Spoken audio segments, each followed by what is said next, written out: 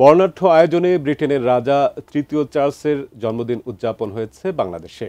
রাজধানীর একটি হোটেলে জন্মদিনের এই উৎসবে বিভিন্ন রাজনৈতিক দলের নেতা, বিশিষ্ট ব্যক্তি ও কূটনীতিকরা অংশ নেন। আবুল কালাম আজাদের রিপোর্ট।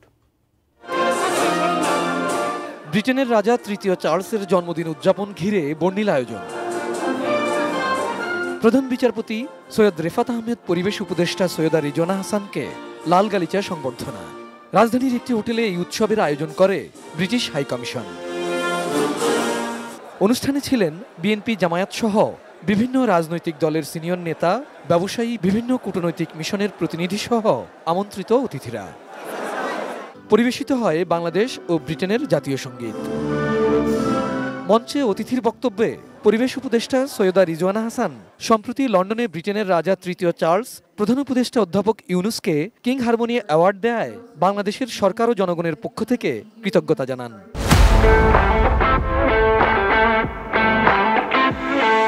দারিদ্র্য কমানো, জলবায়ু পরিবর্তন ও সুশাসনে সহযোগিতার ব্যাপারে ব্রিটেনের প্রশংসা করেন তিনি।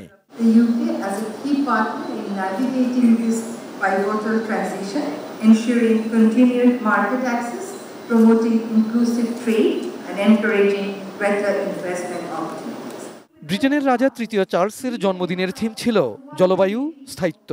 অনুষ্ঠানে British high commissioner Sarah Cook বলেন, বাংলাদেশের সাথে যুক্তরাজ্যের সম্পর্ক দীর্ঘদিনের। জলবায়ু পরিবর্তনের ক্ষতিকর প্রভাব মোকাবেলায় বাংলাদেশে যুক্তরাজ্যের সহযোগিতার বিষয়টিও তুলে ধরেন তিনি। And the UK is proud to be one of the most generous supporters of the Rohingya refugee response, having provided over £420 million since 2017.